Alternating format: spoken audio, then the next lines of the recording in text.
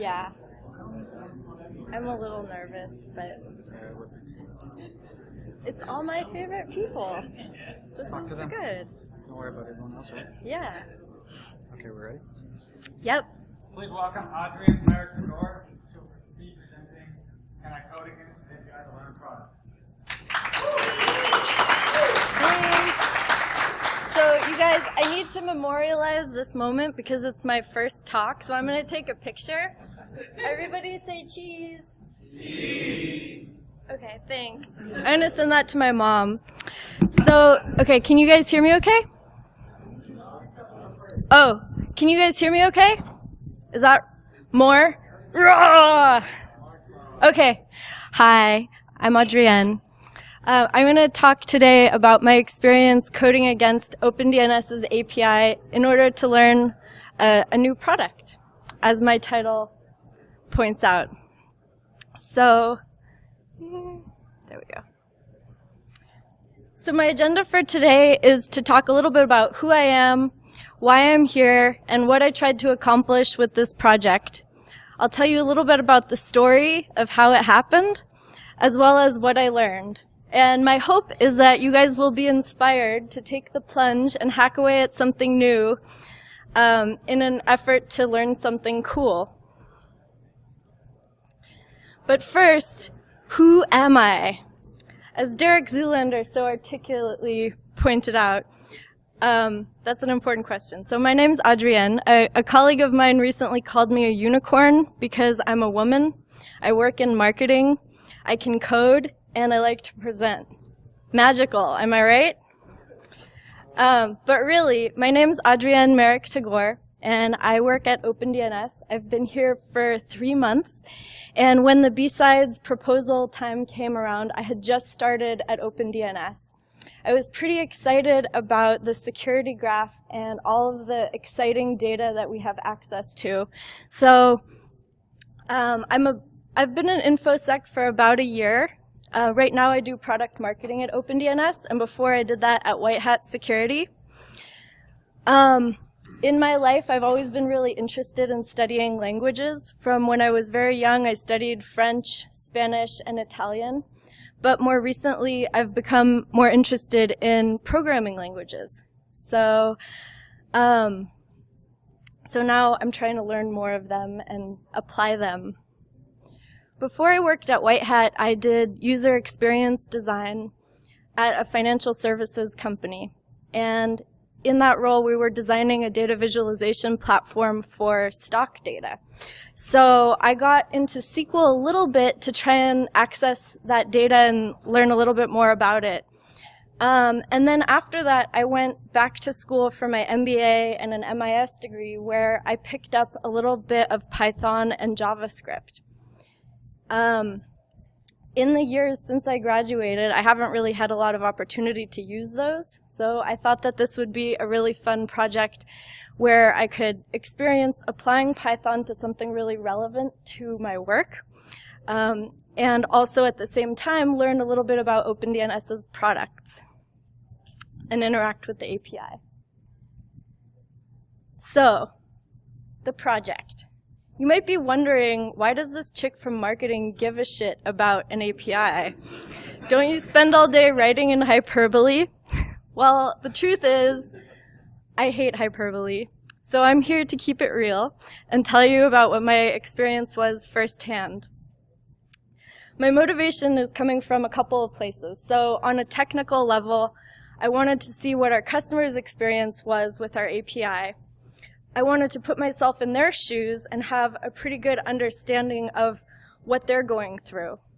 At an industry level, I know that the security landscape is changing and more of the tools that security researchers are using are API-based. So I wanted to experience that firsthand. Then on a more personal level, I wanted to dust off my Python knowledge and apply it to something relevant in my real day-to-day life beyond just modules in Code Academy. And I'm going to admit there was a little bit of ego too, because I wanted to prove my technical chops a little bit. So, do you guys remember the Syrian Electronic Army attack on the New York Times? It happened a while back. So I heard about that before I even worked in information security. And it always fascinated me because from a business perspective, I wanted to get an understanding of how can a business protect themselves from having something like that happen. So for this project, I wanted to think about DNS hijacking and how a company can prevent that from happening again. The original concept for this project was to create an alert where users from my company where they would be an alert created if they're visiting a new domain. So if you read the brief, that was what the topic was about. But as it turned out, when I started getting into the data, that wasn't really possible. The way that the data was architected made that way too complicated and beyond the scope of what my abilities were, especially with this time frame. So with the help of my colleagues at OpenDNS, we changed the scope a little bit.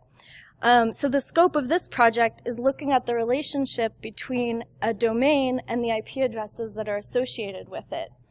This is coming from the business case where I have a company, let's say it's Adrienne Enterprises, and maybe I own 100 domains that all contribute to my business. I want to monitor those 100 domains and know whether those are being associated with new IP addresses. I want to create an alert so that I can know whether DNS hijacking is going on at my company. So that's the premise of the project. To give you a little bit more background, who here has heard of OpenDNS? Raise your hand. Okay. How many of you guys know that we do enterprise network security? You guys should raise your hand. You know it. Come on. All right. So I got a story for you. OpenDNS does cloud-delivered network security. We do both intelligence and enforcement. And what makes that possible is this awesome data set. OpenDNS has visibility into over 2% of all of the world's internet traffic requests, which is a lot of data. That's 50 billion with a B requests every day from 50 million users every single day. So from my perspective, the most fascinating part of what OpenDNS does is have visibility into this data and what we can do with it. So by interacting with the API, I can access that in a way that I wasn't able to do before. Oh, and this picture, this is the SDA Attack. So this is sort of the inspiration for taking on this project. So here's a picture of the whiteboard for the initial plan. The end goal was to create something that would be useful for future development, so that I could learn about the API, but so that we could also have something that the research team might be able to use and build upon in the future. And also to impress my colleagues, because a lot of them had no idea that I knew how to code or was doing any of this. So that was kind of fun. So the plan that's drawn out here, which I don't expect you to read, was basically to create a list of domains in a text file, to query the security graph API for the information about the domain and the IP addresses associated with it. So the first part of the code would read the domain. The second part of the code would run a for loop that would search for each domain in there. And then for each domain, it would create a separate text file with a timestamp of when it was run. And then we would run a diff on that, so we would compare the results from the current one and the n-1 and write that to another text file called alert. And then it would involve a cron job so that this was scheduled to occur every day or every hour. So that was the plan. This is a picture of my GitHub repo, so you can see, I called this project Unicorn after Andrew's name for me. So basically there's a results folder where all of the domain name plus the timestamp are stored. Then there's do.py, which is the main document that has the script that does most of the heavy lifting. Then there's job.sh, which is the one that runs the diff and creates the alert. And then there's monitor.txt, which is the file that contains the domain names that I wanted to monitor. So I started the process by picking a list of which domains I wanted to examine, then wrote the script do.py, ran the code locally. That was surprisingly fulfilling, and posted it to GitHub. A little bit of trouble came when I tried to deploy the code on an Ubuntu server and run the script from there. There were a lot of issues with accessibility, tokens, all of those kind of things. So I spent a lot of time towards the end of the project troubleshooting with that. And it raised a lot of issues that I had never thought about before. So now I'm going to switch gears a little bit and show you the code. Okay.